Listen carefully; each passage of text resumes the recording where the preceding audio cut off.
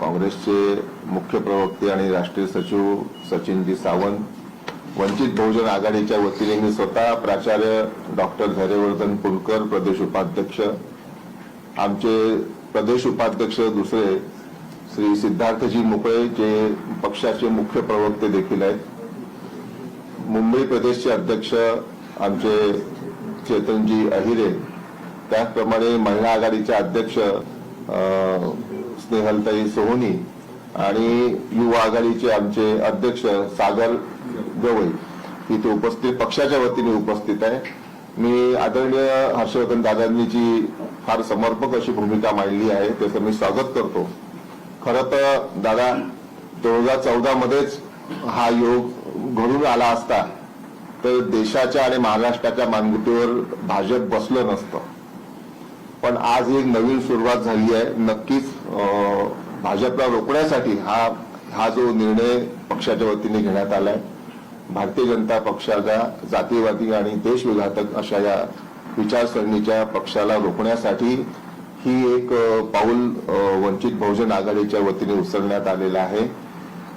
या गठबंधनासाठी मी थोडी पार्श्वभूमी सांगू इच्छितो की पक्षाच्या अंतर्गत आदरणीय सुजातदादा आंबेडकर, त्याचप्रमाणे मुंबईची आमची जी टीम आहे, अध्यक्ष असतील आमचे हे इथे उपस्थित जे आमचे सर्व पदाधिकारी आहे आणि पक्षाचेच एक आमचे रणनीतिकार सुमित आनंद आहेत, यांनी खूप मेहनत घेतली.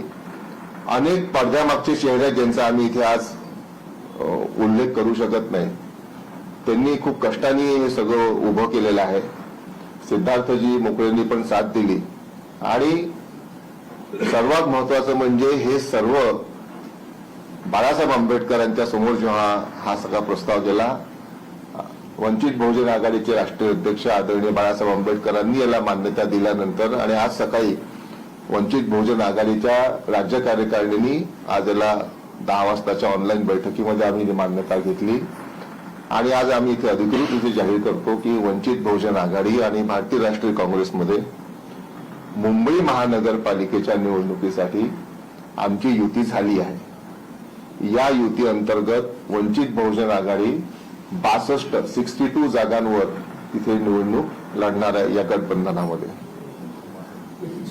62 आणि हे होण्यासाठी जसं आमच्या पक्षांतर्गत वंचितमध्ये ज्यांनी मेहनत घेतली याची खरी सुरुवात जर कुठे झाली असेल तर हे आदरणीय हर्षवर्धनजी सपकाळ यांनी जे पहिलं सकारात्मक पाऊल उचललं, इतक्या वर्षांमध्ये काँग्रेसचे हे पहिले प्रदेशाध्यक्ष आहेत, त्याच्याबद्दल आम्ही अभिनंदन करतो की त्यांनी इतकी सकारात्मक भूमिका घेऊन माननीय बाळासाहेब आंबेडकरांशी संपर्क ठेवला, त्यांचे विचार त्यांनी साहेबांपर्यंत ठेवले आणि हा त्यांचा सकारात्मक दृष्टिकोनाचा हा परिणाम आहे की आज हे याला मूर्त स्वरूप महाराष्ट्राच्या राजकारणामध्ये दिसत आहे आणि ज्याची खरं तर वाट महाराष्ट्राचा अनेक देशामध्ये अनेक लोक वाट पाहत होते की वंचित आणि काँग्रेस एकत्र केव्हा येतील. पण मुंबई महापालिकेच्या निमित्ताने का होईना इथे आलेले आहेत.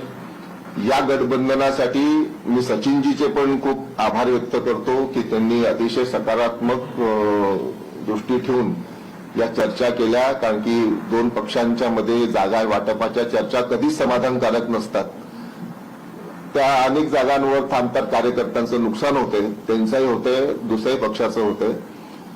पण कुठेतरी दादा म्हणतात तसं विचारांचा एक आपल्याला ध्येय समोर ठेवून पुढे गेलं पाहिजे, म्हणून आम्ही इथे एकत्र आलोय. मी पक्षाच्या वतीने हे जाहीर केलेलंच आहे. त्याचप्रमाणे पक्षाची महाराष्ट्रासंदर्भातल्या इतर महापालिकांसंदर्भात काय भूमिका आहे यासाठी मी आमचे प्रदेश उपाध्यक्ष सिद्धार्थजी मुकळे यांना विनंती करतो की त्यांनी या संदर्भात आपली भूमिका इथे स्पष्ट करावी.